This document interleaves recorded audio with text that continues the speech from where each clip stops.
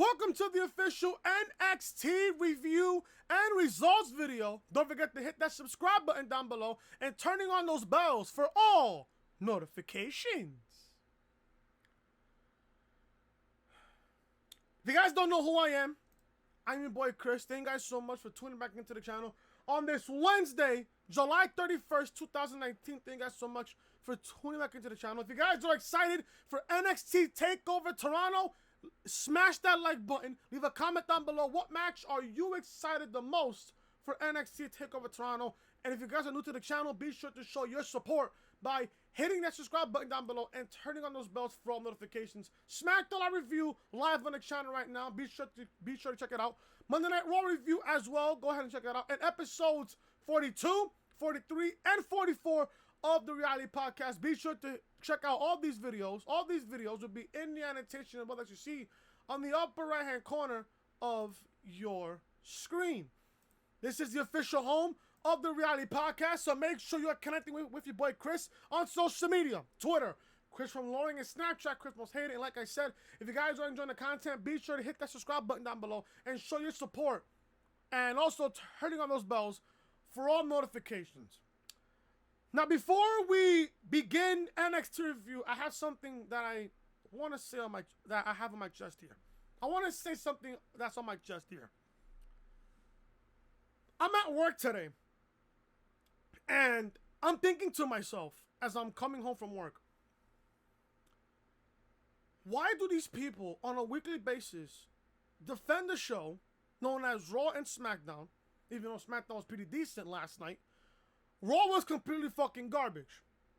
Completely garbage. Why do these people defend these shows on a weekly basis? People like me, people like Storms, people like TM, people like Bobby, Soda, everybody else that I know in this community. All we want to see is change. All we want to see is change. NXT is the perfect example of change. All Elite Wrestling is the perfect example of change. What makes you think NXT is doing so well when it comes to building up these takeovers? And then when we get the takeover, it blows everybody out of proportion. It blows everybody's minds away to a point where, goddamn, NXT TakeOver was a fantastic show. People on social media have this mentality of, oh, let me defend Monday Night Raw, and maybe I get noticed by a superstar, or maybe get a small paycheck from Vince McMahon. Oh, maybe I'll probably get noticed on social media by a superstar, and maybe I get a little paycheck from Vince McMahon himself. If you have that kind of mentality, you shouldn't be watching wrestling, period. If you defend Monday Night Raw on a weekly basis on social media, please do not even bother watching NXT. Because the people on social media that defend Monday Night Raw on a weekly basis, they accept garbage. They accept mediocrity. They accept the fact that Monday Night Raw insults your intelligence and you don't give a fuck about it. Oh, Chris, just have a sense of humor. Oh, Chris, just watch the show for what it is. If you don't like it, don't watch. I have to watch these shows because it's my job as a wrestling YouTuber. It's my job to not only talk about the shows, critique the shows, pick every single thing that's wrong with the shows, pick out every single logic gap that's wrong with the show. Then we got NXT on Wednesday nights, who doesn't insult anybody's intelligence whatsoever. I ask this question right now. What's the difference between Triple H and Vince McMahon? The biggest answer to that question is Triple H cares, Vince doesn't. Triple H cares about continuity. Triple H cares about the superstars. Vince doesn't care about logic, continuity, and fucking the superstars. He doesn't care. I want all these people right now on social media who defend Monday Night Raw to keep the same energy going. Keep this same energy going. Oh, defend Raw every single week. Talk good things about SummerSlam, even though we all know SummerSlam is going to be the least best show of the entire month of August. We all know that. We all know that. Like, for example, we got TakeOver next Saturday. We got SummerSlam a week from Sunday. Then we got All Out on August 31st and NXT UK TakeOver Cardiff. On that same day as All Out. The exact same day. In just a different time zone. People are going to sit here and say, oh, SummerSlam is going to take the cake for the only month of August. No, it's not. No, it's not. Look at SummerSlam's card. We have so far, 9, 10 matches being confirmed for SummerSlam. Look at NXT TakeOver Toronto's card. 5 matches being confirmed. 5 matches. Candace LaRae versus Io Shirai. Shayna Baszler versus Mia Yim for the NXT Women's Championship. Velveteen Dream versus Pete Dunne versus Roderick Strong in a triple threat match for the NXT North American Championship. Street Profits, Angelo Dawkins and Montez Ford defend the NXT Tag Team Championships against Undisputed Era's Kyle O'Reilly and Bobby Fish. And then we got Adam Cole defending the NXT Championship against Johnny Gargano in a 3 stages of Hell match. Cole picked a regular one-on-one match. Gargano picked a street fight. And if it gets to a 3rd fall, which we all know in these 2 out of 3 falls matches, it will go to a 3rd fall, Regal will announce the 3rd and final stipulation. What is the difference, folks, between NXT TakeOver Toronto and SummerSlam? SummerSlam, you look at that card at SummerSlam. They're putting everybody on the card just for the sake of putting them on the show. Now, everybody deserves to be at SummerSlam. Do you see Roman Reigns being a part of SummerSlam? I don't. I don't see Roman being a part of SummerSlam. I don't. Do you see Lacey Evans being a part of SummerSlam? No. Baron Corbin? No. Braun Strowman? No. Bobby Lashley? No. The OC? No. The Usos? No. The Revival? No. NXT, they're featuring the guys that are currently being pushed and having a major feud on NXT TV. Pete Dunne didn't have to be on NXT TakeOver Toronto's card, but he is because of who he is. He's the longest reigning champion in the modern era. Of course he's going to be on this TakeOver show. Of course he is. Of course he is. Mia Yim shouldn't have to be on freaking NXT TakeOver Toronto, but she's there because she's feuding with fucking Shayna Baszler, the best woman in NXT. Candace LaRae, Io Shirai. When was the last time Candace LaRae performed at a TakeOver? She's there now. She's in a major feud with Io Shirai. Roderick Strong.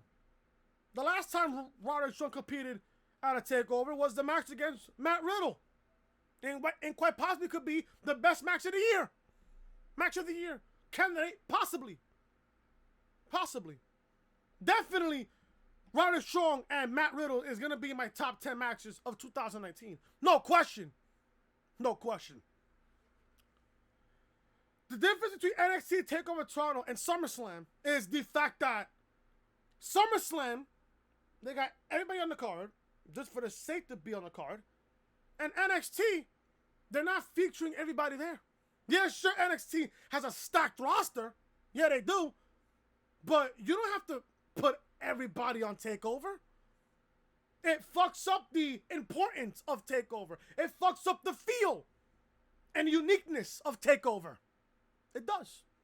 You don't have to feature everybody on TakeOver's card. The maximum matches we see at a TakeOver is what? 5, 6 tops? Maybe 5? Most likely 5? Because I know these last couple of TakeOvers, the most that we've seen at TakeOver's card is just 5. It's just 5, which I'm perfectly okay with. 5 to 6 matches tops for a TakeOver, I'm okay with. 7 or 8, that's when you're overkilling it. Just keep it at that minimum between 5 and 6, which I'm okay with. But like I said, I want these people on social media to keep this energy going when CM Punk shows up for All Out. Possibly if he does. Or the AEW's first TV show on October 2nd on TNT. What are you people on social media that defend Monday Night Raw and defend Vince are going to say next? I wonder what you're going to say next when Punk shows up for either All Out or TNT on October 2nd. I want to know what's going to be everybody's excuse. I really want to know. Because smart people like me, Storms, TM, JD, Christina, Arnold, Bobby, Soda, everybody else that I know in this community are going to laugh and shit all over you at the end of the day. Yeah, people on social media are saying, oh, AEW is no competition to World Wrestling Entertainment. Really now? Really now? If that's the case, why is Shawn Spears competing against Cody Rhodes at All Out? Can I just know why? They didn't have to announce Shawn Spears against Cody Rhodes. I'm pretty sure Cody had an opponent in mind to go one-on-one with at All Out. Out of all people, he picked Shawn Spears. Because Shawn Spears, a.k.a. Ty Dillinger, came from what brand? NXT. And who owns NXT? Triple H does.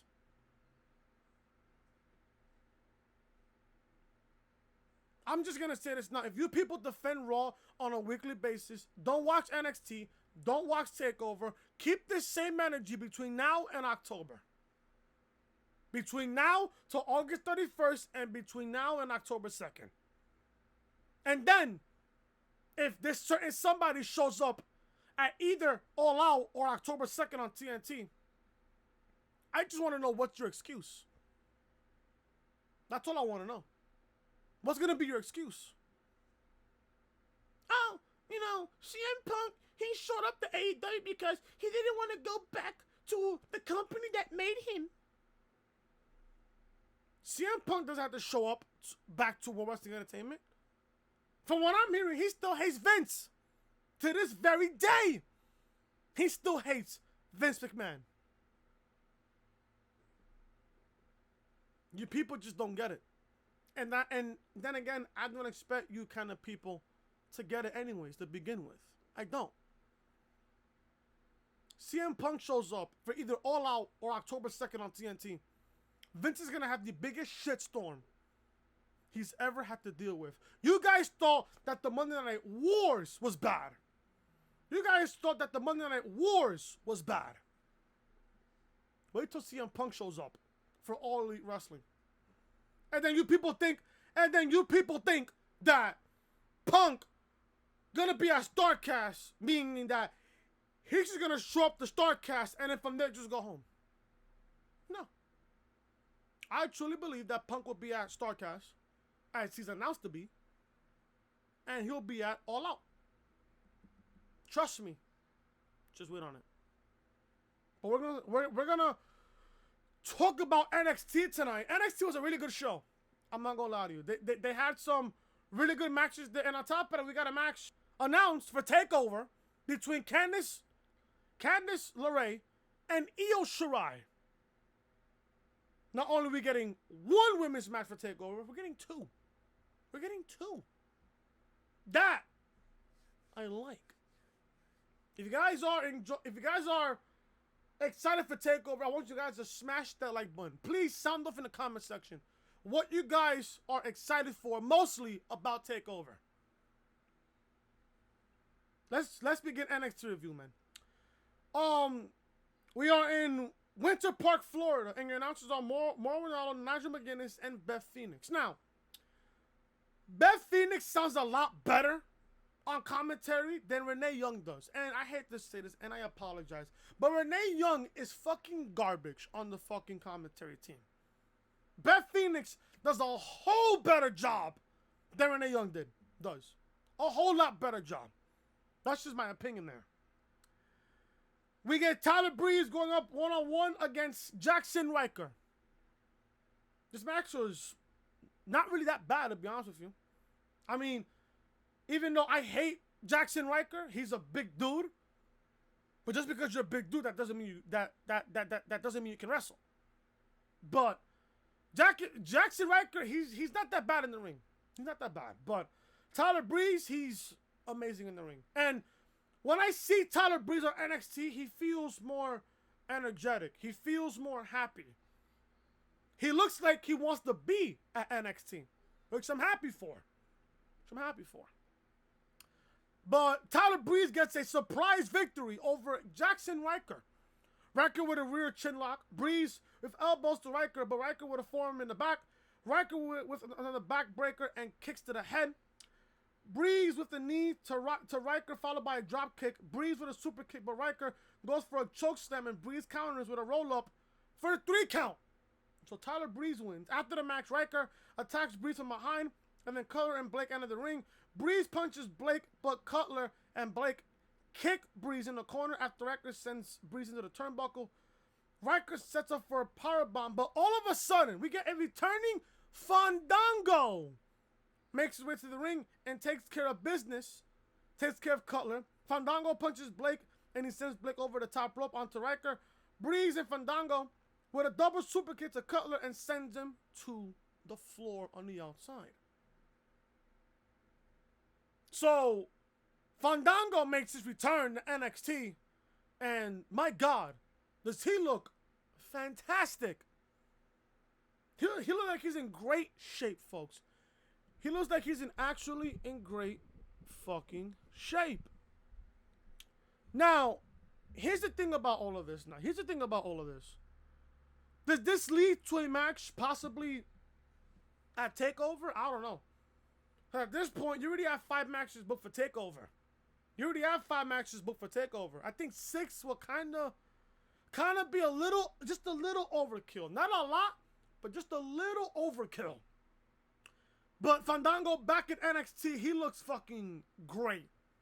He looks really good next to freaking Tyler Breeze, and we got that tag team back on NXT. This time on NXT. They were killed on the main roster. They're going to look a whole lot better on NXT. And on top of that, Fandango looked a whole lot better on this part of the show tonight on NXT than he ever did on his stint on the main roster. That's facts. That's completely 100% fact. But it's good to see Fandango back, this time in NXT. We take a look at last week where Candace LaRae attacked Io Shirai during Io's match against Casey Catanzaro. Candace LaRae is outside in Full Sail, waiting for Io Shirai. Then we get a semi-final match between Bronson Reed and Cameron Grimes. Now, I'm starting to be high on Cameron Grimes. I really am high on Cameron Grimes. I really am. I'm really high on him. I like the dude. Bronson Reed, he's a big dude. Big dude with size. He can move on the ring. Really 2 great athletes here in this semi-final matchup. Cameron Grimes picks up the victory. Grimes with a forearm bar and Reed with a forearm. Grimes with a drop kick and Reed stays on his feet. Grimes with an arm breaker and chin lock on Reed. Reed goes for a slam, but Grimes escapes. Grimes with also forearms to the back. Reed with a power slam onto Grimes, but he cannot escape. Or capitalize, I should say. Reed with a forearm and elbow. Reed also with an Irish whip and splash into the corner, followed by a Samoan drop. Look good there, by the way. Reed with a back senton, but Grimes gets his foot on the ropes to stop the count. Great wing awareness there by Grimes there. Grimes with a forearm, but Reed with a forearm of his own. Grimes with a round kick to the temple, but Reed hits Grimes with a forearm. The straps come down, and Reed comes into a double stomp for the 3 count. So there you go. Cameron Grimes wins. He will advance to the finals. He will face Jordan Miles. And that match will take place in Toronto, probably at TakeOver. Probably at TakeOver. If anything, if you want to set the perfect stage right now for TakeOver, I would possibly put the finals of the Breakout Tournament to kick off TakeOver. Let Cameron Grimes and Jordan Miles set the tone and set the stage for what is to come for TakeOver. I would have put Cameron Grimes and Jordan Miles go at least 15 to 17 minutes in this match for TakeOver. And you'll see how much of a difference. You could put these two men in a TakeOver crowd. I promise you, those two men will go over. Those two men will go over. I cannot wait for this match for TakeOver. And the winner of this match will get a NXT Championship match of their choice. So either the NXT North American Championship or the NXT Championship. Let's see about that. But I'll give you guys my preview and predictions next week. I believe Friday for the podcast. Friday. Not this Friday. Next Friday. For the podcast. We will have a prime target for TakeOver that will look at the NXT Men's Championship match, which will be next week. We are back and we go to footage of Matt Riddle from earlier today to talk about Killian Dain. Matt is asked if he is training for Killian Dain. Matt says if you want to make an impact, don't attack him from behind, confront him face to face. And then next week on the Go Home show before NXT TakeOver Toronto, we are getting Matt Riddle versus Killian Dain. Now, the reason why Matt Riddle is not featured for TakeOver is because of the controversial tweets between Matt Riddle and Goldberg. Goldberg ended up blocking Matt Riddle on Twitter, and then Triple H saw that. Triple H had to punish him in some way, shape, or form. You can't suspend him for tweets. You might as well punish him on NXT TV. And that's why Killian Dain showed up and attacked Matt Riddle for what he did. Now, I truly think that if it wasn't Cole and Gargano for TakeOver, it was going to be either Cole and Riddle or Cole, Riddle, and Gargano in a triple threat for the NXT Championship. But they're pausing his push for just a little bit.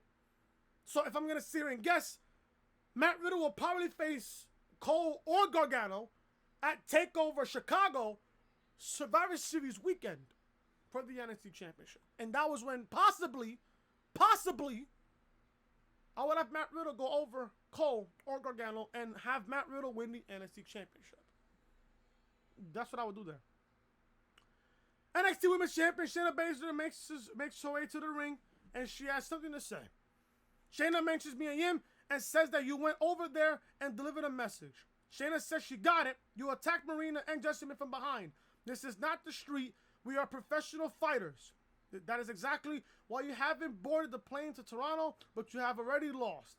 This is not the street or back alley. This is the biggest stage of your career. In front of tens of thousands of fans, she is going to put Mia to sleep. That is because street rats don't survive long in her world.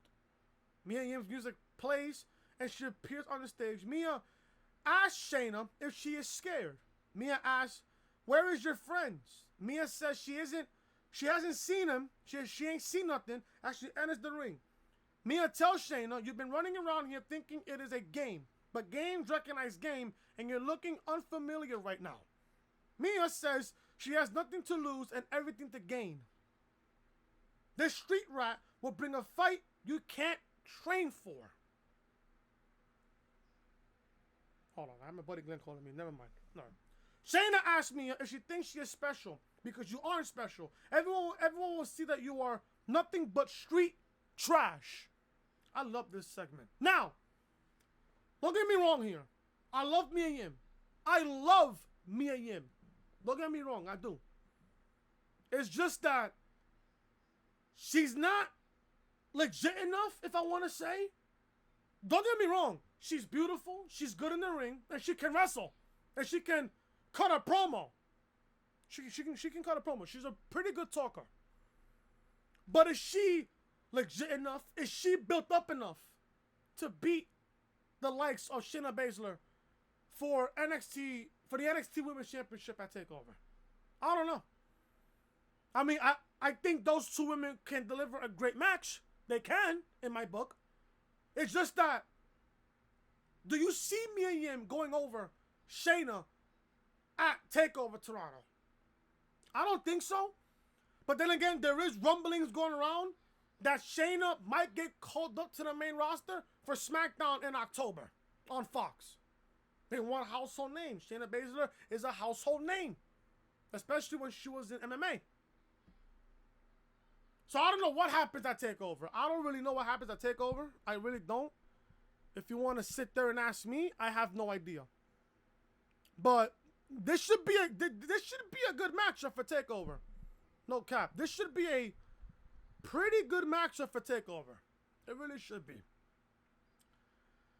Candace LaRae is still outside, and William Regal tells Candace that she won't find what she wants because Io was told not to be here tonight. Candace says that she cannot have Io tonight. She wants a match at TakeOver. William does not blame Candace, and the match will happen in Toronto. William asks Candace to go home. I am looking forward to this matchup between Io and Candace. This should be a good match. This should be a really good matchup here. We are back from commercial, and we will have a contract signing for the NXT Tag Team Championship match next week between the Street Profits and the Undisputed Era. This should be good next week for NXT. This should be good next week. Finally, guys, main event. We have Roderick Strong versus Pete Dunne. Now, I love these two men. Pete Dunne, coming out of NXT UK, was one of my favorites in NXT UK.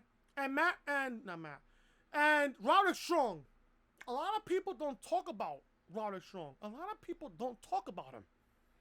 He's very underrated in the ring. Just look at his match against Matt Riddle at TakeOver 25. Fantastic match. I think Roderick Strong's match against Matt Riddle back at TakeOver 25 was literally his best match in NXT. His best match. No cap. But this match was just hard-hitting. Listen, Pete Dunne, there's a reason why they call him the Bruiserweight. There's a reason why. He loves to fuck people up. My God. And the fact that Pete Dunne just breaks people's fingers, like not legitly, but I know that he breaks people's fingers just for the act of it. Pete Dunne, he's just amazing in the ring. It's just like fucking Picasso painting a fucking painting. He's really good. But Roderick Strong, like I said, many people don't talk about Roderick Strong. Many people don't talk about this dude. He's very underrated. He's very underrated. I bet you was to put this match between Roderick Strong and Pete Dunne on the main roster, it'll go over. It'll go over. It'll go over. But this match was just fantastic. But Pete Dunne wins here.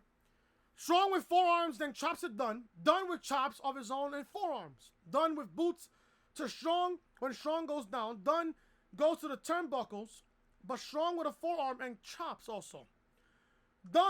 Pete Dunne, kicks Strong from the turnbuckles while he holds Strong up.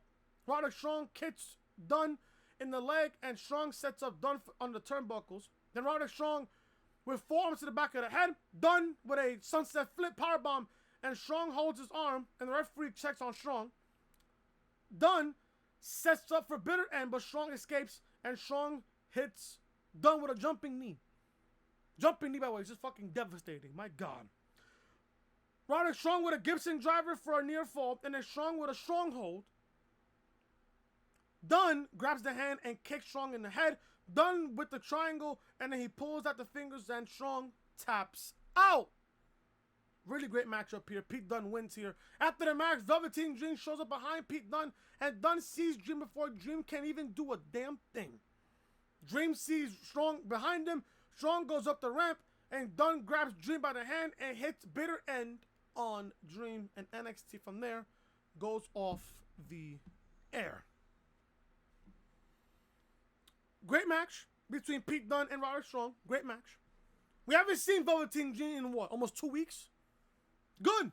Make us miss the Velveteen Dream. Make us miss him. Make us miss him. I want to sit here and say that Pete Dunne can possibly win the NXT North American Championship. But I got a feeling here with this triple threat match being booked for TakeOver. I just have a feeling that Pete Dunne is just there to get the pinfall. Now, it's only either Dream or Strong pins him. I'm going to have Strong pin Dunne and win the North American Championship. Because they don't want Dream to get pinned or get touched at all going up to the main roster. Now, obviously, as you guys know, after SummerSlam, there's people that get called up from NXT to the main roster, or should I say being called down from NXT to the main roster. But Dunne is just there just to take the pinfall for TakeOver. He's just there to take the pinfall. Now, this could be a fantastic match. Listen, you look at NXT TakeOver Toronto's card, any match on that card has the potential to steal the show. And that's the mentality that I love from Triple H when it comes to these takeovers. Every match on this card, or any match on any takeovers card, has the potential to steal the show. For example, NXT TakeOver 25, the matchup, in my honest opinion, that stole the show was Roderick Strong versus Matt Riddle. NXT TakeOver New York, the matchup that stole the entire show. You could say Black and Ricochet versus the War Raiders for the NXT Tag Team Championships, or you could say Cole versus Gargano in that 2 out of 3 falls match for the NXT title in the main event. You could say that. TakeOver Phoenix, you could say Ricochet versus Gargano for the NXT North American Championship. Or TakeOver War Games. The War Games match between War Raiders, Pete Dunne, and Ricochet against all 4 members of Undisputed Era. Or Tommaso Ciampa versus the Velveteen Dream for the NXT Championship. Every matchup on this TakeOvers card has the potential to steal the show. Not only the show, the weekend, if not the year. We have another few more match of the year candidates on this card. On this card. Great NXT show tonight. Fantastic show. I loved it.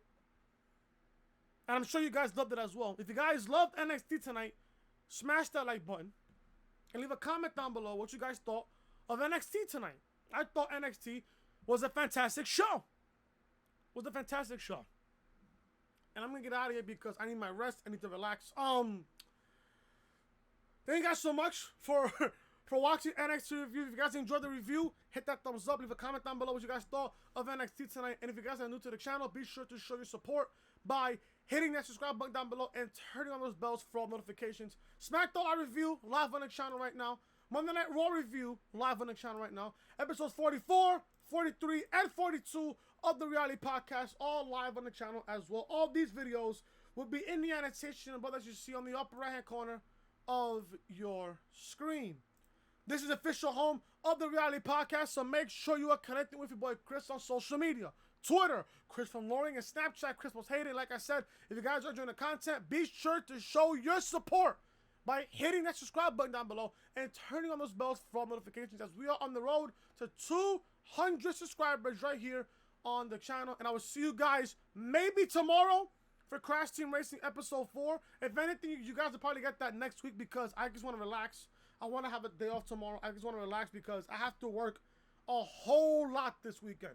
I got the Boston Red Sox coming here to Yankee Stadium for 4 games. I have 1 game on Friday. I have a doubleheader Saturday. And then I have Sunday night baseball at Yankee Stadium on Sunday night. So also, there might not be a podcast on Saturday. You guys will obviously get episode 45 of the podcast on Friday. You guys are going to get episode 46 on Sunday. Because Saturday, I have to be at work all day from 10:40 in the morning all the way to possibly 11, 12 o'clock at night. And you guys know how the Red Sox and the Yankees rivalry are. They're fucking crazy. It gets crazy, especially in Yankee Stadium. It gets really, really crazy. So just ahead of time, just a quick heads up, there will be no podcast on Saturday. I'm only going to give you guys two episodes of the podcast. Episode 45 of the podcast on Friday, and episode 46 instead of Saturday will be pushed back to Sunday. And then, by the way, I will not be uploading Crash tomorrow because I just want to sit down. I just want to relax. I want to just chill, take a breather before the weekend's festivities here at Yankee Stadium. Thank you guys so much for watching. I am Chris. Leave a like, comment, subscribe, and share the video all over social media. I'll see you guys on Friday for episode 45 of the Reality Podcast with a whole bunch of news and rumors going into SummerSlam. Until then, I am Chris. Talk to you guys later.